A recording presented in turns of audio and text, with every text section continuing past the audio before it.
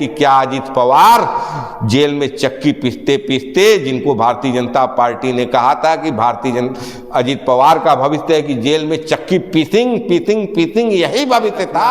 आज के डेट में नीतीश कुमार ने एक तरह से दावा ठोक दिया है कि भारतीय राजनीति के वर्तमान समय के चाणक्य नीतीश कुमार है। आज उनके साथ नीतीश कुमार नहीं है, आज अमित शाह के साथ उद्धव साहब ठाकरे नहीं है, आज अमित शाह के साथ प्रकाश सिंह बादल की पार्टी अकाली दल नहीं है। पुरानी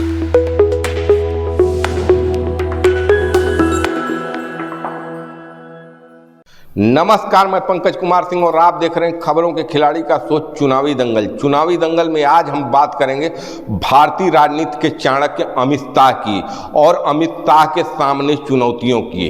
जी हां, अमित शाह के सामने चुनौतियां आ गई हैं। अमित शाह के लिए परिस्थितियां विपरीत हो गई है। इसलिए हो गई हैं कि 2024 का लोकसभा चुनाव सर पर है।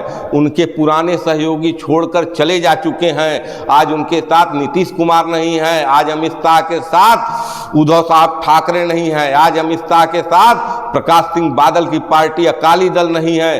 पुराने सहयोगी, हिंदुत्व के सहयोगी साथ छोड़ चुके हैं। अब एक नए एनडीए को, एक नए भारतीय जनता पार्टी को 2024 में अगर चुनाव जीत कर दिखाना है तो इसमें चाणक्य की भूमिका अहम होनी ही होनी है।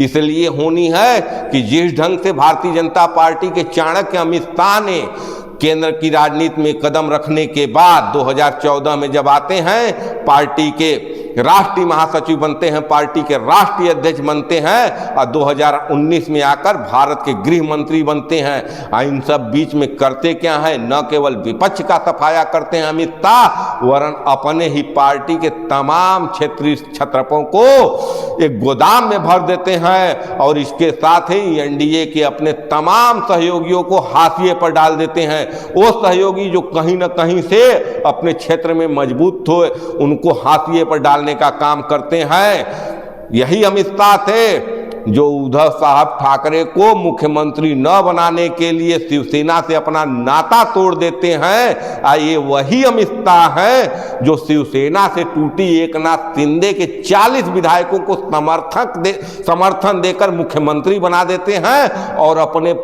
पूर्व मुख्यमंत्री को उप मुख्यमंत्री बना देते हैं। तो आज सवालों के घेरे में है अमित शाह की चाणक्य नीति और चुनौतियां 2024 को लेकर और भी जटिल होने वाली है, और भी कठिन होने वाली है। और उनके राह को कठिन करने का काम किए हैं नीतीश कुमार, जो कि एनडीए में थे, पूर्व में भारतीय जनता पार्टी के सहयोगी थे। नीतीश कुमार का संबंध कहीं न कहीं बिहार से है, वही बिहार जिसके मगध से संबंध था वास्तविक चाणक्य का। आज नीतीश कुमार कहीं न कहीं अपनी नीति से, अपनी नीयत से अमित शाह के सामने चुनौती खड़ा कर दी है। न केवल अमित शाह के लिए चुनौती है 2024 का चुनाव जीतना, वरन अमित शाह के सामने चुनौती है अपने चाणक्य के साख को बचाए रखना। आज के डेट में नीतीश कुमार ने एक तरह से दावा ठोक दिया है कि भारतीय राजनीति के वर्तमान समय के चाणक्य नीतीश कुमार है। जिस ढंग से बिखरे हुए विपक्ष को एकजुट करने का काम करते हैं नीतीश कुमार, जिस ढंग से नीतीश कुमार बिहार में जातिगत जनगणना कराते हैं, जातिगत जनगणना कराने के बाद वहां 75% आरक्षण देते हैं बिहार के लोगों को और एक मैसेज देते हैं पूरे देश को कि जिसकी जितनी हिस्सेदारी उतनी उसकी भागीदारी, या जिसकी जितनी भागीदारी उतनी उसकी हिस्सेदारी। इस ढंग का जब मैसेज देते हैं तो पूरे देश के चुनावी माहौल में, सियासत में हलचल मच जाती है। मराठा आरक्षण को लेकर महाराष्ट्र में रार छिटा हुआ है। उत्तर प्रदेश के पूर्व मुख्यमंत्री अखिलेश यादव जातिगत जनगणना की मांग कर रहे हैं। जातिगत जनगणना की मांग राजस्थान से उठ रही है, जातिगत जनगणना की मांग एमपी से उठ रही है। कहीं न कहीं ये चार राज्य चुनौती बनकर खड़े हो गए हैं। ये चार राज्य छोटे छोटे राज्य नहीं है। बिहार चुनौती है अमित शाह के सामने, अमित शाह के सामने चुनौती है महाराष्ट्र, अमित शाह के सामने चुनौती है पश्चिम बंगाल। अमित शाह के सामने चुनौती है उत्तर प्रदेश, जहां खेला खुद खराब करने पर तुल गए हैं अमित शाह। क्यों तुले हैं? क्योंकि एक तीर से दो निशाना साधना चाहते हैं। एक तरफ वो राजनीतिक प्रतिद्वंदी, अपने राजनीतिक प्रतिद्वंदी योगी आदित्यनाथ के पर को कतरना चाहते हैं, और दूसरी तरफ उत्तर प्रदेश की राजनीति में किसी ओबीसी को आगे कर नीतीश कुमार के चलाए तीर की काट खोजना चाहते हैं। लेकिन ये सब इतना आसान नहीं है, चुनौतियां दिन पर दिन बढ़ती जा रही है। और जब 3 दिसंबर 2023 को 5 राज्यों के चुनाव परिणाम आएंगे और उनमें कहीं से भी डैमेज होता है भारतीय जनता पार्टी को, तो चुनौतियां 2024 के लेकर और भी बढ़ जाएंगी। अब वो परिस्थिति नहीं रही कि नरेंद्र मोदी के आभा मंडल पर, नरेंद्र मोदी के वादों पर, नरेंद्र मोदी के बातों पर भारत की जनता वोट कर दे। कहीं न कहीं एक परिवर्तन की बयार चल रही है। ये हम नहीं कह रहे हैं, ये कह रहे हैं पिछले 1-1.5 साल में चुनावी आंकड़े। आप कर्नाटक उठाकर देख लीजिए, कर्नाटक में जिस ढंग से हिंदुत्व के रथ पर सवार भारतीय जनता पार्टी चुनाव हार जाती है, बजरंगबली भी कर्नाटक नहीं बजा पाते हैं। और जिस ढंग से भारतीय जनता पार्टी के वर्तमान राष्ट्रीय अध्यक्ष जेपी नड्डा के गृह प्रदेश हिमाचल में भारतीय जनता पार्टी की हार होती है, जिस ढंग से भारतीय जनता पार्टी को छोड़कर समाजवादी पार्टी में गए विधायक दारा सिंह चौहान को वापस भारतीय जनता पार्टी में लाया जाता है और इस्तीफा दिलवाकर पुनः घोषी से प्रत्याशी बनाया जाता है, चुनाव लड़ाया जाता है, बावजूद इसके कि पूरी सत्ता बल, पूरा धन बल, अपनी पूरी ताकत लगा देते हैं, लेकिन दारा सिंह चौहान विधायकी का चुनाव हार जाते हैं।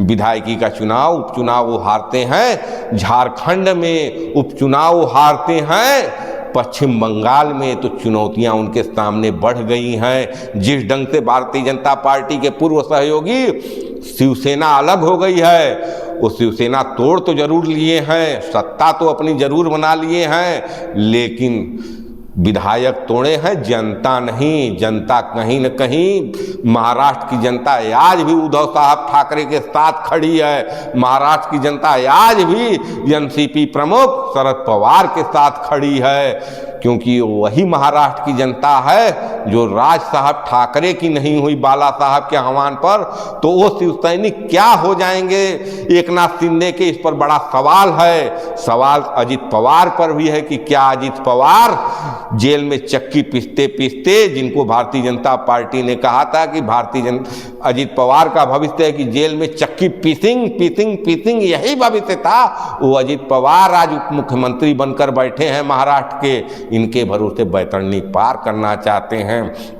बिहार में जिस उपेंद्र कुशवाहा पर निगाहें लगी है, एनडीए में है उपेंद्र कुशवाहा, लेकिन जिस ढंग से लौकिश की जोड़ी रही है नीतीश कुमार और उपेंद्र कुशवाहा की, कहीं न कहीं राजनीतिक गलियारों में कयास लगाए जा रहे हैं कि बिहार की राजनीति में लौकिश की जोड़ी वापस आने वाली है, यानी उपेंद्र कुशवाहा एक बार फिर नीतीश कुमार के साथ आने वाले हैं।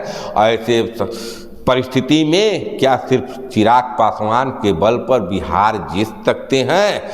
क्या संयुक्त इंडिया गठबंधन, जिसमें ममता भी रहेंगी, जिसमें माकपा भी रहेंगी, जिसमें भाकपा भी रहेगी, जिसमें कांग्रेस भी रहेगी, उस संयुक्त इंडिया गठबंधन को पश्चिम बंगाल में भारतीय जनता पार्टी हरा पाएगी? 42 सीट हैं पश्चिम बंगाल में, तो 48 सीट महाराष्ट्र, 42 सीट पश्चिम बंगाल, 40 सीट बिहार और 80 सीट उत्तर प्रदेश।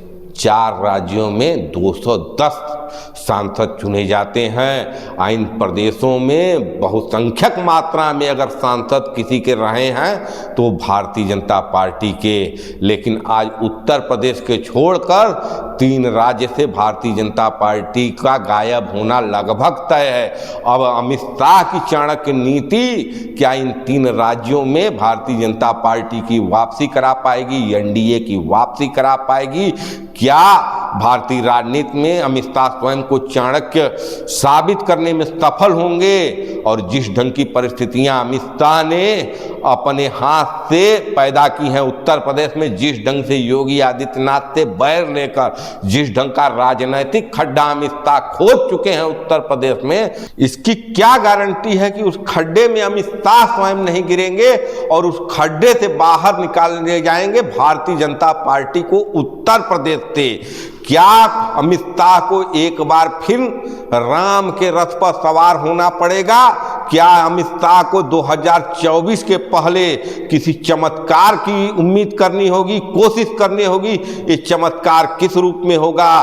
क्या उत्तर प्रदेश में राम मंदिर के लोकार्पण से वो चमत्कार होगा या फिर से अमित शाह किसी बालाकोट जैसे चमत्कार की उम्मीद करें कि उनके पाले में पाकिस्तान से कोई ऐसा बम आकर गिरे जिसके जवाब में भारतीय जनता पार्टी के चाणक्य अमित शाह के नेतृत्व में भारतीय जनता पार्टी पाकिस्तान में कोई बम का गोला गिराए और उस बम के गोले पर सवार होकर एक बार फिर राष्ट्रवाद के मुद्दे को गर्म किया जाए और 2024 में अमित शाह को चाणक्य बनाने का, भारतीय राजनीति का चाणक्य बनाने का, साबित होने का मौका दे दिया जाए। या नीतीश कुमार वास्तविक रूप से अपने आप को बिहार की धरती से, मगध की धरती से चाणक्य साबित करने में सफल हो जाएंगे? क्या भारतीय जनता पार्टी के स्वयंभू चाणक्य अमित शाह को नीतीश कुमार मात दे पाएंगे? ये सब देखना बहुत ही दिलचस्प होगा। देश की निगाहें 3 दिसंबर पर टिकी हुई है जब 5 राज्यों के विधानसभा चुनाव के परिणाम आएंगे और देश की निगाहें जमी हुई है 2024 पर। 2024 सत्ता का फाइनल कैसे खेला जाएगा, किसके किसके बीच में खेला जाएगा, इसमें अमित शाह की भूमिका क्या रहेगी? और देश की निगाहें इस पर भी लगी हैं कि 2024 के फाइनल में नीतीश कुमार की भूमिका क्या रहेगी। इन सब बातों पर देश की जनता के साथ खबरों के खिलाड़ी के टीम की भी नजर रहेगी। आप देखते रहिए खबरों के खिलाड़ी और प्लीज हमारे चैनल को फेसबुक पर फॉलो करिए, हमारे चैनल को यूट्यूब पर सब्सक्राइब करिए। आपका समर्थन ही हमारे लिए पूंजी है, हमारे लिए मार्गदर्शन है, हमारे लिए हमारा आत्मविश्वास है। जय हिंद, जय भारत, नमस्कार।